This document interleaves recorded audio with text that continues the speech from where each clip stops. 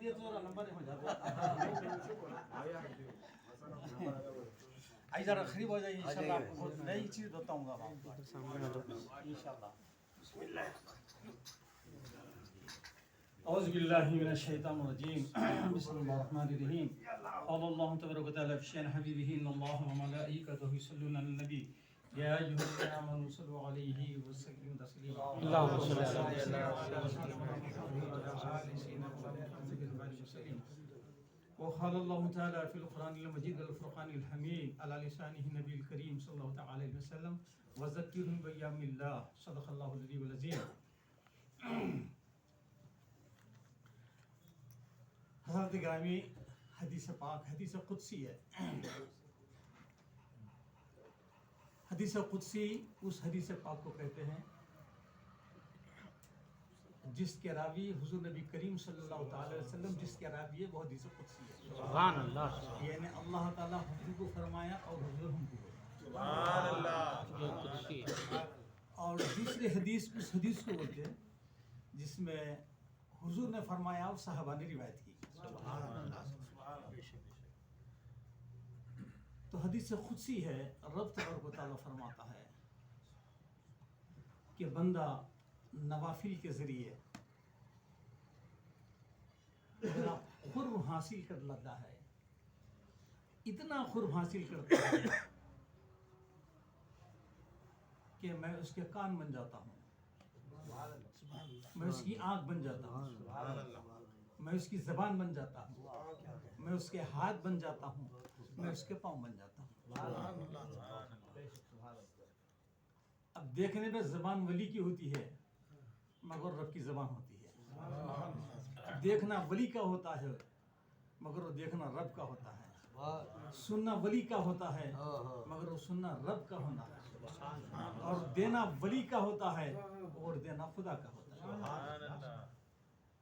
ولایت اور کرامت یہ دونوں چیزیں بھی نص قرآنی سے ثابت ہے. کوئی اس کا منکر کر ہی نہیں سکتا، اور اگر کوئی اس کا منکر ہے تو انہیں کفر کیا، کیونکہ نص قرآن سے ثابت ہے. ولایت بھی ثابت ہے، کرامت بھی ثابت ہے، دونوں بھی. اگر اس کا کوئی انکار کیا تو انہیں قرآن کا انکار کیا، اور جس نے قرآن کا انکار کیا انہیں کفر کیا. حدیث آخر کائنات صلی اللہ علیہ وسلم فرماتے ہیں انبیاء علیہ السلام کا ذکر ایک قسم کی عبادت ہے. انبیاء علیہ السلام کا ذکر ایک قسم کی عبادت ہے، اور اولیاء کا ذکر گناہوں کا کفارہ. تو اولیاء کا ذکر یعنی اس کے اندر سب ولی آ گئے. اب جو سلطان الاولیاء ہے اب ان کا ذکر کریں گے تو کیا مطلب کیا سلطان الاولیاء کا ہم ذکر کریں گے. یہ تو عام ولی کے واسطے ہے کہ ولی کا جو ہے ذکر گناہوں کا کفارہ ہے. اور جو سلطان الاصفیاء ہے، جو سلطان الاولیاء ہے، ان کے ذکر کا کیا کہنا ہے. حضور غوث اعظم رضی اللہ تعالیٰ عنہ سلطان الاولیاء ہے. آپ جس مرتبے پہ فائز تھے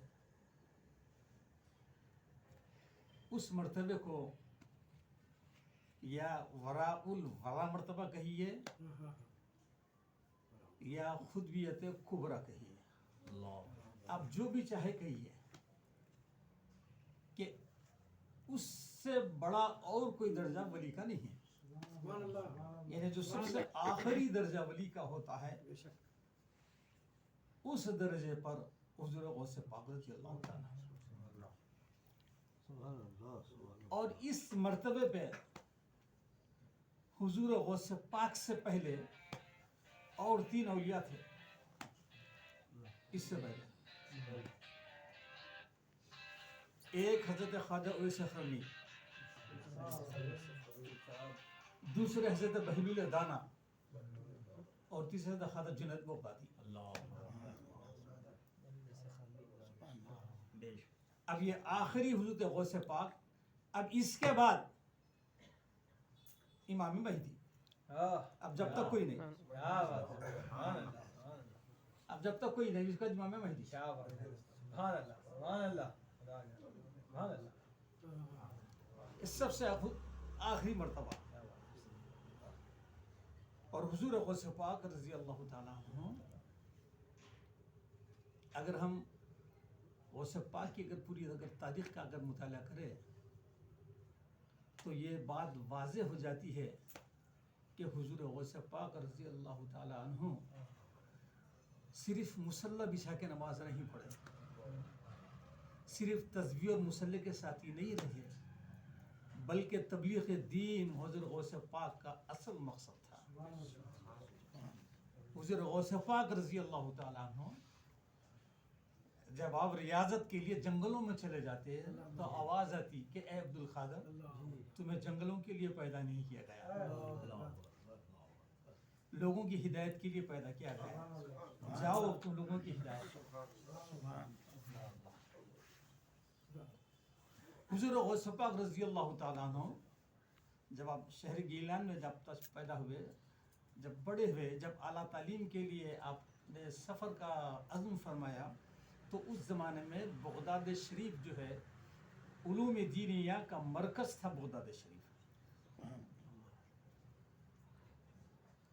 جب آپ بغداد شریف تشریف لایا تو اس وقت بغداد شریف کی یہ عالم تھا، اتنے ناگفتہ بے حالت تھی، خارجیت سلفیت ان کا اتنا زور تھا. اگر کوئی ممبر پہ کھڑے رہ کے شیخین کے تعلق سے اگر بولتا تو اس کو مار مار کے ختم ہی کر دیتے تھے. ایسے حالات تھے اس وقت. حضور غوث پاک رضی اللہ تعالیٰ عنہ کی جب بغداد شریف میں آمد ہوئی تو بالکل ناگفتہ بھی حالت. کوئی شیخین کا نام نہیں لے سکتا تھا، کوئی حضرت صدیق اکبر کا نام کوئی نہیں لے سکتا تھا، حضرت عمر فاروق کا نام کوئی نہیں لے سکتا تھا. یہ عالم تھا. تو وہاں کے یہ حالات دیکھ کر حضور غوث پاک بولے کہ ان حالات میں کہ آپ جنگل گئے. تو جنگل میں جب آپ گئے تو آواز آئی کہ عبد القادر، ہم جنگلوں کے واسطے آپ کو نہیں بھیجے، بلکہ ہدایت کے لیے ہم نے آپ کے واسطے بھیجا. حضور غوث پاک کے دست اقدس پر 1,00,000 سے زیادہ لوگوں نے، یہود و نصارہ 1,00,000 سے زیادہ نے مشربہ اسلام قبول کیا، اور 5,000 سے زیادہ خزاخ انہوں نے اسلام قبول کیا. غوث پاک اب حضور غوث پاک رضی اللہ تعالیٰ عنہ کو یہ فکر تھی کہ میں عجمی ہوں، یہ ایشیا ہمارا پورا، اب ہم سب عجم میں آتے ہیں، ہم عجمی ہوں، اور غوث پاک کی یعنی مدر ٹنگ فارسی تھی. تو بولے یہ بغداد میں تو عرب ہے، یہ ابھی وہ لوگ عربی ہیں، ابھی ان کو میں کیسے سمجھاؤں دین؟ حکم تو ہو رہا ہے مجھے، ابھی ان کو میں دین کیسے سمجھاؤں؟ اسی فکر میں تھے. تو بعض روایت میں آیا ہے کہ ظہر کی نماز کے بعد حضور غوث پاک کی آنکھ لگی.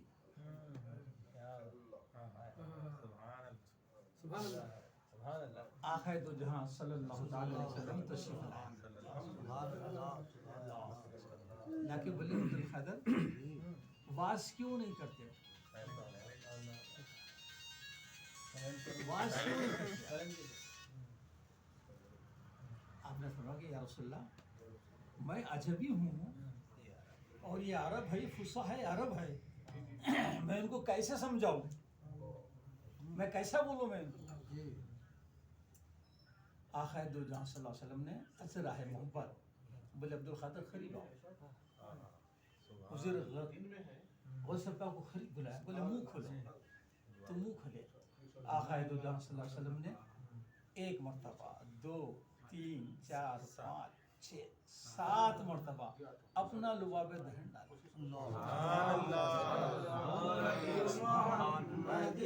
صلی اللہ علیہ وسلم عباد محمد صلی اللہ علیہ وسلم اللہ رب محمد صلی اللہ علیہ وسلم عباد محمد صلی اللہ علیہ وسلم. 7 مرتبہ اپنا دوبارہ بہن ڈالا. سبحان اللہ. اب حضور کے ایک وقت دعا ایک خطرہ حضور کا لعاب پاک. اگر ایسا کنواں جس کا پانی پیتے ہی آدمی کو نکسیر چھوٹ جاتی ہے، یعنی ناک سے خون بہنا چھوٹ جاتا ہے، مختلف بیماریوں کا شکار ہوتا ہے، اگر اس کنویں میں سرکار کا لعاب مبارک کا ایک خطرہ اگر گر جاتا ہے تو وہ کنواں اتنا میٹھا اور اتنا شیریں ہو جاتا ہے کہ وہ ہر بیماری کی دوا بن جاتا ہے. سبحان اللہ. ایک خطرہ. حضرت سلمان فارسی، آپ بھی فارس کے رہنے والے، حضور کے پاس آئے، غلامی میں آ گئے، اب خاموش رہنے لگے. اب بات کس سے کریں گے؟ یا سو پورے عرب سب عربی بولنے والے نو فارسی. حضور بلائے، اپنا ایک لعاب مبارک خطرہ ڈالے تو سلمان فارسی عربی بولنا شروع کر دیا.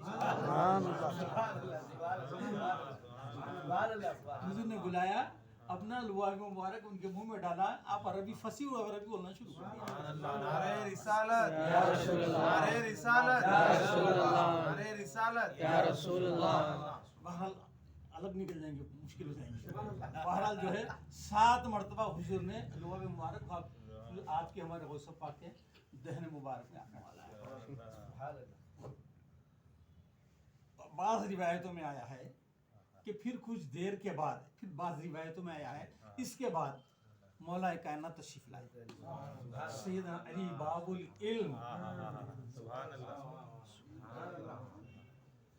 منبر رسول پہ، اگر رسول کے بعد اگر کسی نے سلونی اگر بولا ہے، پوچھو مجھ سے جو چاہے قیامت تک، تو وہ مولا ارے حیدری یا علی، ارے حیدری یا علی، مولا کائنات کی ذات ہے. سبحان اللہ. سلونی کا جواب. سبحان اللہ. سبحان اللہ. تو مولا کائنات کی ذات ہے واحد. بے شک، بے شک. اگر کسی نے یہ جملہ اگر ٹھکرایا ہے مولا کائنات کی ذات ہے. تو مولا کائنات تشریف لائے، لاکہ بولے عبد القادر ادھر آؤ. آپ نے اپنا لعاب مبارک ڈالا، 1 بار 2 بار 3 4 5 6 اسٹاپ 6 بار ڈالا. تو غوث پاک بولے یا جدی، سرکار نے 7 مرتبہ ڈالا، آپ 6. واہ واہ واہ. مولا کائنات فرماتے ہیں میں آقا کی برابری نہیں کر سکتا، میں آقا کی برابری نہیں کر سکتا. اب جب صبح ہوئی، حضور غوث پاک جامع مسجد بغداد کے جب منبر پر جلوہ افروز ہوئے اور جب بولنا شروع کرے تو بڑے بڑے فصحاء دنگ ہو گئے. سبحان اللہ. بڑے بڑے فصحاء عرب دنگ ہو گئے کہ ایسی عربی، ایسی عربی کہ بڑے بڑے فصحاء عرب دنگ ہو گئے اور جوغ دو آنا شروع کر دیے. بولے کہ ایک ایسا عجمی ہے، ایسی عربی بولتا ہے انہیں کہ ایسی عربی ہم کو خود نہیں آتی. نعرہ غوث یا غوث، نعرہ غوث یا غوث، نعرہ غوث یا غوث. اور حضور غوث پاک رضی اللہ عنہ اس کے بعد مجمع جب بڑھتے گیا تو حضور غوث پاک رضی اللہ تعالیٰ عنہ کی محفل میں کم سے کم 70,000 اور زیادہ 1 لاکھ سے زیادہ لوگ شریک ہوا کرتے تھے. سبحان اللہ. کم سے کم 70,000، زیادہ سے زیادہ 1 لاکھ سے زیادہ لوگ بھی آپ محفل میں شریک رہا کرتے تھے. اور غوث پاک کی یہ کرامت ہے، مائک تھا نہ کچھ نہ تھا. اب اندازہ کیجیے 1 لاکھ آدمی اگر یہاں جمع ہوئے تو میں سمجھتا ہوں کہ لاڑ ہزار تک تو جاتی ہوں یار، اور بڑھ جاتا ہے سپوز ایگزامپل. مگر یہ غوث پاک کی کرامت تھی، سام میں حضرت کے بیٹھنے والا بھی ویسے ہی سنتا تھا جیسا سب سے آخری سب میں جو رہتا تھا، جس کا 1 لاکھ نمبر رہتا تھا انہیں بھی ویسے سنتا تھا. سبحان اللہ. نعرہ غوث یا غوث، نعرہ غوث یا غوث، نعرہ غوث. یا غوث. یہ سملر واقعہ ہے. اب अपने जद्द अमजद का। क्या बात है आक़ाए कायनात सल्लल्लाहु अलैहि वसल्लम जो हज्जतुल विदा से वापस आ रहे थे, उस वक्त कमोबीश 1,24,000 का सहाबा कराम का मजमा था। कमोबीश बाज़ रिवायत में आया 2 लाख से ज़्यादा, बाज़ रिवायत में है कि 1 लाख कमोबीश 1,24,000 का मजमा। आक़ाए कायनात सल्लल्लाहु अलैहि वसल्लम ने खसा ऊँटनी के ऊपर तशरीफ़ फरमा है, हज्जतुल विदा आखिरी खुतबा इरशाद फरमा है। तो 1,24,000 लोग जमा हैं और आका जो ऊँटनी पे है। अगर कोई शख्स अगर यहाँ ऊँटनी पे खड़ा है तो क्या उतनी दूर से आका को देख सकता या सुन सकता? कुछ भी नहीं। ये आका का मोजज़ा था, ये मोजज़ा था कि हर आदमी आका को ऐसा देख रहा था कि आका जैसा मेरे सामने। सहाबा फरमाते हैं मुझे ऐसा लग रहा था कि सरकार मेरे कान में बोल रहे हैं। अरे रिसालत अरे रिसालत अरे रिसालत इसीलिए तो गौसे पाक को फरमाया ना, ला वजूद अब्दुल खादिर फरमाया, ये मेरा वजूद नहीं है फरमाया, ये वजूद रसूलुल्लाह फरमाया। और आपको एक और बात अच्छी याद है, समझा दे रहा हूँ। कायनात में जितने भी वली आए हैं, हर वली किसी ना किसी नबी का परतौ रहता उसको। कोई वली भी बगैर किसी नबी के परतौ के वली नहीं है।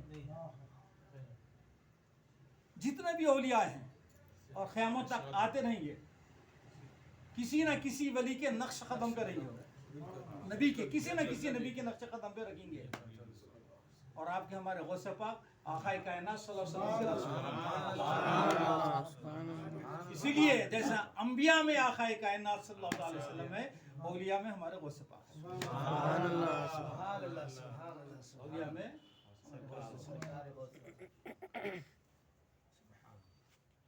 तो इतनी बड़ी शान वाले सरकार है, क्या बताऊं मैं आपको। तो मैं अर्ज ये कर रहा था कि जो शख्स गौसे पाक के सामने बैठा हुआ था रहता है, वो शख्स भी वैसे ही आवाज़ सुनता था, और जो सबसे आखिरी में रहता था उससे भी वैसे ही आवाज़ आती थी। आवाज़ में कोई फर्क, सब वैसे ही आवाज़। हुजूर गौसे पाक हफ्ते में 3 दिन वाज फरमाया करते थे, जुमा, इतवार और मंगल। सिर्फ 3 दिन, हफ्ते में 3 दिन आप वाज फरमाया करते थे। और आपकी वाज की महफिल में 400 हजरात जो है सरकार का वाज तहरीर करने के वास्ते 400 लोग तहरीर करते थे। 400 लोग बस तहरीर करते थे।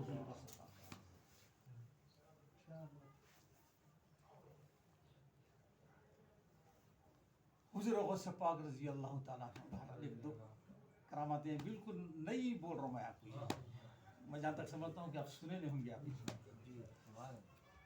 हुज़ूर गौसे पाक रज़ी अल्लाह ताला अन्हु,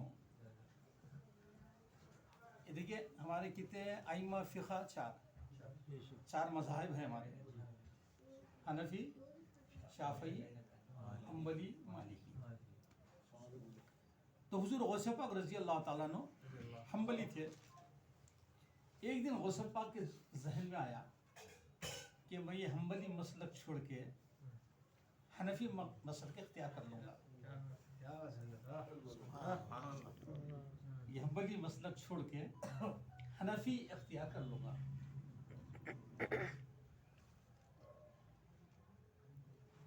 उसी दिन हुज़ूर गौसे पाक ख्वाब देख रहे हैं,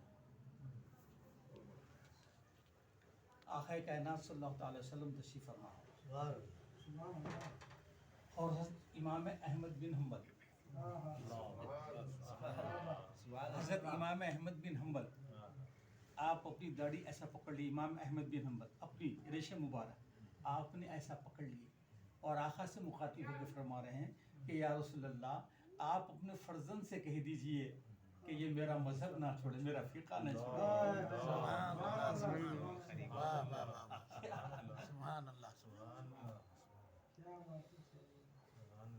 आप फरमा रहे हैं कि आप अपने फर्जंद से फरमाइए, आप सिफारिश कीजिए मेरी तरफ से कि ये जो है मेरे उसको ना छोड़ दिया। क्योंकि इमाम अहमद को कैसा मालूम, वो भी गौसे पाक की दिल की कैफियत। اور پھر باقاعدہ حیات بھی نہیں ہے. دیکھیے تو آقا کائنات صلی اللہ تعالی علیہ وسلم متوجہ ہوئے غوث پاک، بولے یا ولدی ان کی سفارش کو قبول کر لیجئے، ان کی سفارش کو قبول کر لیجئے. تو حضور غوث پاک نے سفارش کو قبول کر لیا. آپ نے قبول کر لیا. اس کے بعد حضور غوث پاک جب کعبۃ اللہ شریف تشریف لائے تو اس وقت کعبۃ اللہ شریف میں چاروں اماموں کے 4 مسلح رہتے تھے. جو جس امامت کا مسلح رہا انہیں آ کے وہاں امامت کرتا ہے، اس کے پیچھے اس کے مقتدیان. تو اس وقت امام احمد بن حنبل یعنی حنبلی جو مسلک تھا، حنبلی جو مذہب تھا، یعنی بالکل مسکینی کی حالت میں تھا. وہ مسلح میں صرف امام کے سوا کوئی دوسرا مقتدی نہیں رہتا تھا، صرف امام کے سوا کوئی مقتدی نہیں رہتا تھا. جب غوث پاک تشریف لائے کعبۃ اللہ شریف اور جب مسلح حنبلی پہ اگر آپ ٹھہرے، اتنے لوگ آئے کہ کعبۃ اللہ پورا بھرپور ہو گیا. نعرہ غوث، نعرہ غوث، نعرہ غوث. کعبۃ اللہ شریف پورا بھر گیا مسلیوں سے. سبحان اللہ سبحان اللہ. یہ غوث پاک. اب دیکھ اس کے بعد حضور غوث پاک رضی اللہ تعالیٰ عنہ حضرت امام احمد بن حنبل آپ کی مزار پہ حاضری دینے آئے. مزار پہ حاضری دینا، بولے السلام علیکم یا امام الکرام. تو حضرت امام احمد حنبل کی مزار پھٹ گئی اور امام احمد بن حنبل باہر آ گئے. باہر آ گئے. حضور غوث پاک سے معانقہ کیا، یعنی گلے ملے. اور آپ ساتھ میں ایک پیرہن لائے تھے، ایک جھبا لائے تھے. کون؟ حضرت امام احمد حنبل ساتھ میں ایک پیرہن لے کے قبر سے لا کے حضور غوث پاک کے حوالے کرے. بولے یہ پیرہن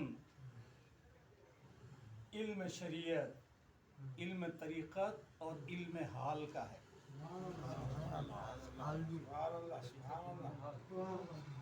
یہ پیرہن علم شریعت، علم طریقت اور علم حال کا ہے.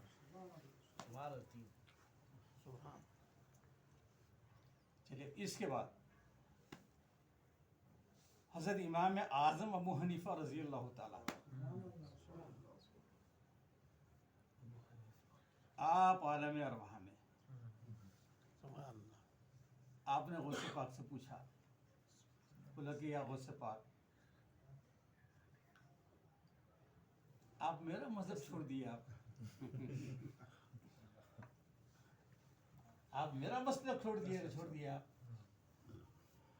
میں بھی تو آپ کا ہوشہ چی ہوں، میں بھی آپ کا چاہنے والا ہوں، میں بھی آپ کا ذکر کرنے والا ہوں، اور میں آپ کے جد حضرت امام جعفر صادق کے پاس 2 سال علم حاصل کیا ہوا ہوں. کیا بات ہے، سبحان اللہ.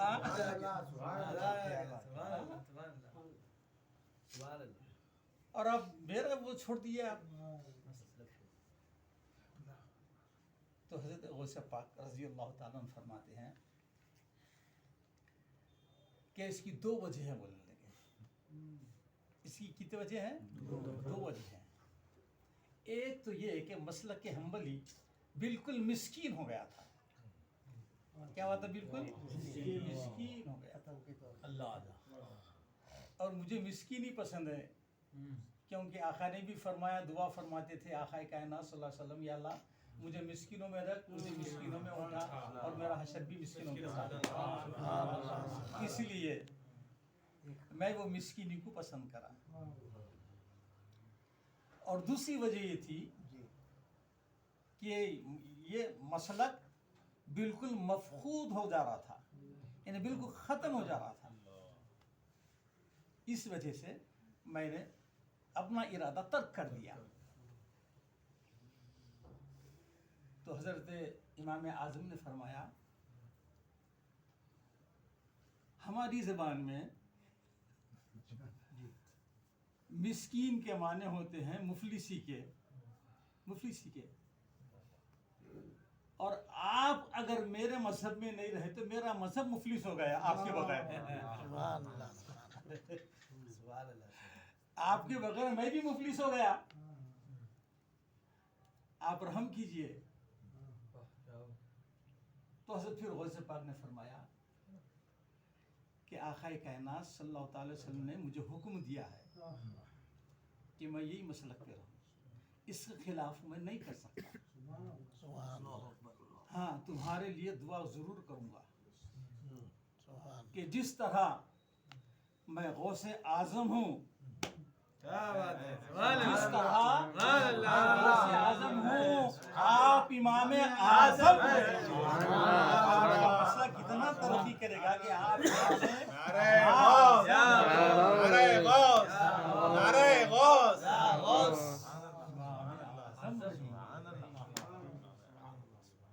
وقت زیادہ ہو گیا. داعیہ محفل کی جو ہے حکم کے اوپر آپ لوگوں کا وقت لیا معذرت کے ساتھ. تھوڑی دیر بولو, آدھا گھنٹے سے ہوگا. بولنے تو بات بہت ہے, کیا کیا بولیں گے آپ انشاءاللہ دیکھیں گے رفتہ رفتہ مزید محفلوں میں کہیں موقع ملا تو بہرحال حضور غوث پاک یاد رکھیے. آپ حضور غوث پاک سے سیمٹ کے آپ کسی ایک ولی سے سیمٹ جاؤ, ختم ہو گئے, آپ پہنچ گئے سمجھ جاؤ آپ. اور ایک بات اچھی یاد رکھو, اگر کوئی گستاخ ولی ہے اس کی صحبت سے ایسا پرہیز کرنا جیسا زہر کھانے سے آپ پرہیز کرتے ہیں, اس لیے کہ انہیں ایمان کو خراب کر دیتا, بے ایمان کر کے چھوڑتا. نہیں آج کل ہمارا چلا ہے نوجوانوں کا چلا, ارے کیا بول رہا سنو تو صحیح نا, ارے ہمارے اولیاء نہیں سنے رہے بھائی, کانوں میں انگلیاں رکھ لیے. علامہ ابن سیرین رحمۃ اللہ علیہ آیا ایک بدعقیدہ, بولا کہ میں آپ کو قرآن سناتا ہوں, بولے نہیں سنتا. حدیث سناتا ہوں, بولے نہیں سنتا میں. بولے آپ کانوں میں جب نہیں بولے تو بھی پڑھنا شروع کر دیا قرآن, تو کانوں میں انگلیاں رکھ لیا جاتا. علامہ ابن سیرین رحمۃ اللہ. جب اس کے بعد میں لوگ پوچھے کہ حضرت آپ قرآن پڑھنا تھا نا, سن لینا تھا, اس میں کیا تھا؟ بولے قرآن تو انہیں پڑھنا تھا لیکن کوئی دوسرا مفہوم بولتا تو میں بھی اس میں بھٹک جاتا تھا, اس لیے نہیں سنا. یاد رکھیے جب تک آپ کو اپنے مسلک پہ کمینڈ حاصل نہیں ہے آپ کو, اس وقت تک کسی مذہب کا مطالعہ نہیں کرنا. آپ جب تک اپنے عقیدے میں بالکل پکے ہیں, چٹان کے جیسے اگر آپ ہیں, تو جب دوسرے کے ساتھ آپ آنکھ میں آنکھ ملائیے, ورنہ اس سے پہلے اگر آپ ملیں گے تو پھر بہت برا حالت ہو جائیں گے. آخری بات سن لیجئے, حضرت خواجہ محسن ہندوستان, ہاں حضرت خواجہ معین الدین چشتی اجمیری رحمۃ اللہ علیہ کا قول سن لیجئے. آپ فرماتے ہیں جو شخص اللہ والوں کو دوست رکھتا ہے, میں کہہ رہا ہوں اس کو خاتمہ بالخیر ہوتا ہے. نعرے خواجہ یا خواجہ, نعرے خواجہ یا خواجہ, نزدیوں کو خواجہ.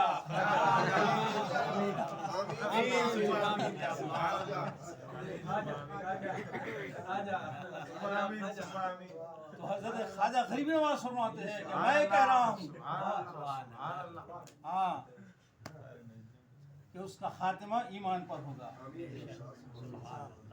اور جو بد عقیدہ ہے, جو اولیاء کی شان میں گستاخی کرتا ہے, اس کا منہ اگر خبر میں قبلے کی طرف بھی پھیر دیں گے تو اس کا خبر پلٹ جائے گا, اس کا منہ قبلے کی طرف سے لوٹ جائے گا. اگر اس بات میں کسی کو شک ہے تو کسی بد عقیدے کی خبر کھود کے دیکھ لو. کسی گستاخ ولی کی خبر کھود کے دیکھ لو. فرمایا غریب نواز فرما رہے, چیلنج ہے غریب نواز کا, یہ کھود کے دیکھ لو. فرمایا قبلے کی طرف اس کا منہ ان کا پلٹا دیا جاتا ہے. فرمایا اپنے اس کا منہ. تو یہ آخرت پیاری ہے, کوئی رشتہ پیارا نہیں ہے ہمارا.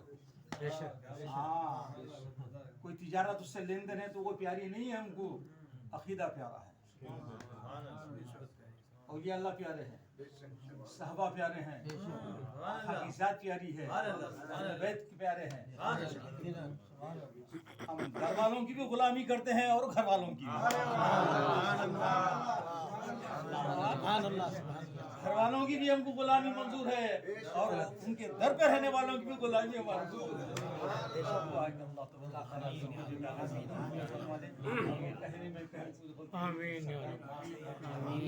आपका खानदानी लजपाल खानदान है, खताओं पे अता करने वाला हमारे दरगुजर फरमाइए। जो कुछ भी कहा गया पहले कहने वालों को अमल की तौफीक फरमाइए, बाद में हम सब सुनने वालों को अमल की तौफीक फरमाइए। आका कायनात सल्लल्लाहु ताला अलैहि वसल्लम अहले बैत अतहार और जमी औलिया की हमको मोहब्बत अता फरमाइए, इनकी मोहब्बत में जिंदा रखें, इनकी वफादारी में जिंदा रखें, और इनकी वफादारी ही में हमारी मौत। क़यामत के दिन हमारा हश्र भी इन्हीं